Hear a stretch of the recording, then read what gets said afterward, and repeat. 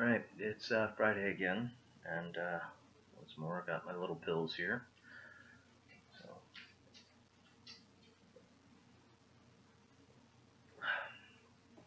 and my setup is a little bit different this week because my wife is working from home today, so where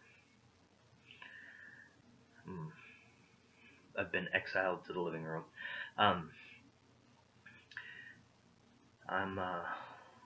wearing glasses now because the combination of meds and not wearing my glasses was giving me worse and worse headaches. So I found that I have to wear my glasses a lot more often than normal now, which is fine as long as the pills keep working, which they kind of haven't been again. It's a little rough trying to put my faith wholeheartedly in this medication when it gives me ups and downs just the same as being depressed does. It's a little rough, but I've chosen to try to look on the bright side because of last week I mentioned that fear was probably going to be our topic this week, and one of the things about depression is there's a fear that people don't even realize is a major fear. They just think nothing is ever going to get better, and that is a fear. It's a fear that things are going to stay the same, and then there's also the fear that everything will change and not for the better.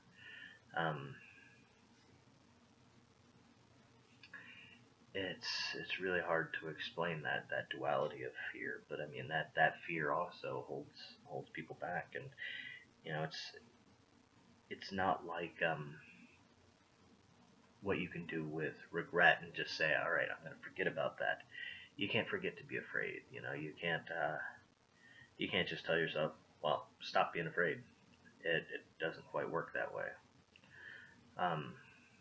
Instead,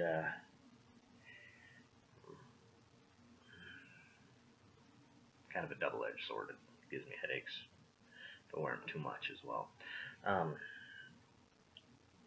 But the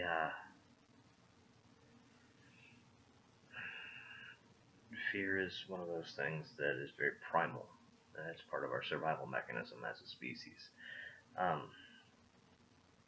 But the fear you face with depression is something that, it's hard to combat. I think it's just, I think one of the easiest ways is just talk about it with other people. People that understand those fears, because if you can at least explain it out to other people, they can say, hey, I've felt the same way for years, or hey, that doesn't make sense. You don't need to be afraid of something like that because that's not going to happen.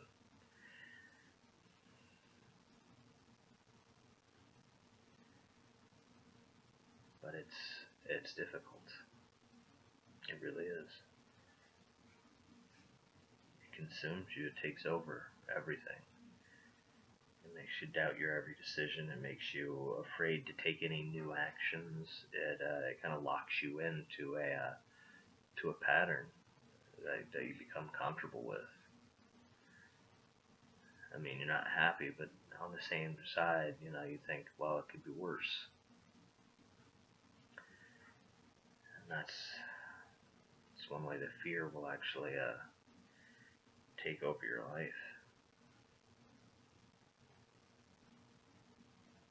I mean, for the longest time, I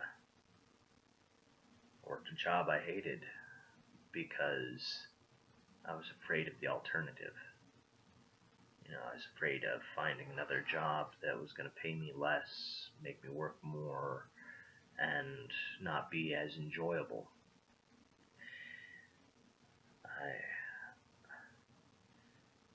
I worried that I wouldn't be able to find another job, or that I would find a job and I'd hate it more than the job I already had.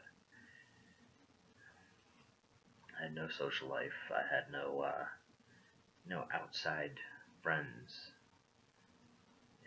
but the fear of losing all of that was a constant thing.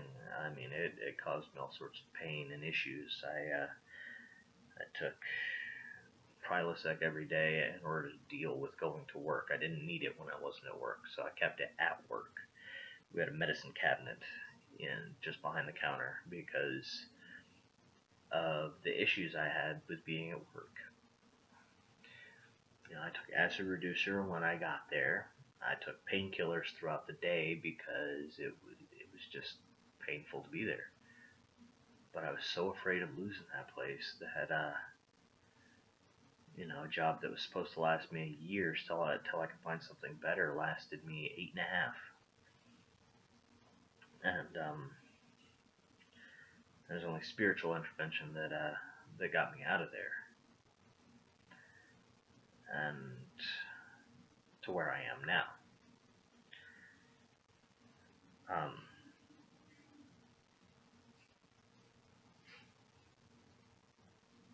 So, I mean, that fear eventually had to be faced, it had to be fought, and that's unfortunately the only way to deal with fear, is you have to face it, you have to fight it.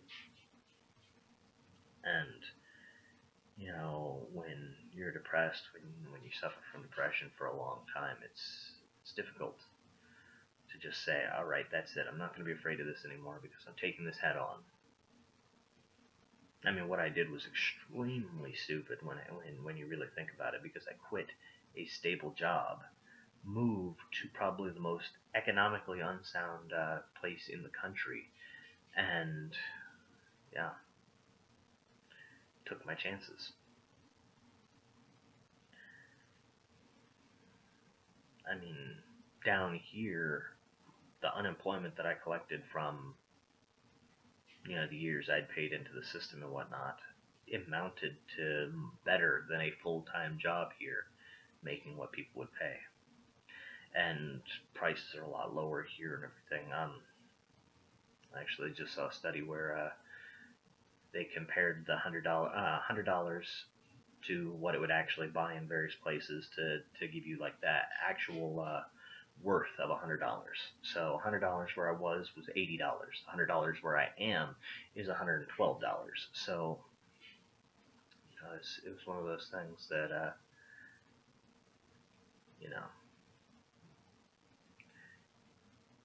the money goes farther, but there's less of it here. So but that fear that had kept me rooted to that place was gone. I had a whole new batch of fears, but because I had mustered the courage to fight that one fear, I kept going, and I worked through everything that came up, and with the exception of still suffering from depression, I am happier because of it. I've got a beautiful little girl, I've got a beautiful wife, a nice house, a menagerie of birds and dogs.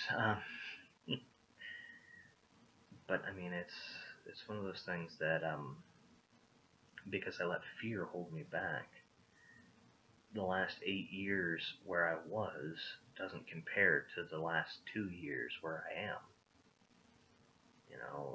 It's one of those things that you got to be willing to take a plunge. You got to be willing to lose it all. And yes, with depression, it's very hard to just say screw it and jump in feet first, because you're afraid of things changing. But I mean, when you're suffering from depression, you should be more afraid of things staying exactly as they are. If you don't change, nothing else will either. The little things will change around you, and you'll have to respond to those. But unless you change, nothing else will really change for you. If you I mean, you can be afraid all you want, but you got to make that change that that benefits you, that helps you,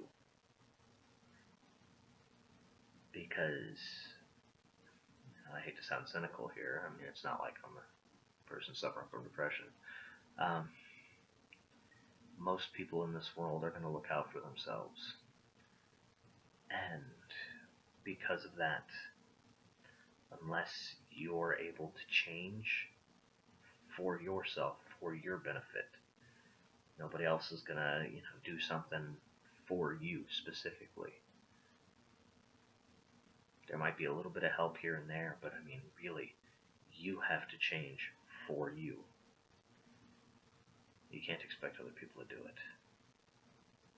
You can't let the fear that everything will change stop you from making a change.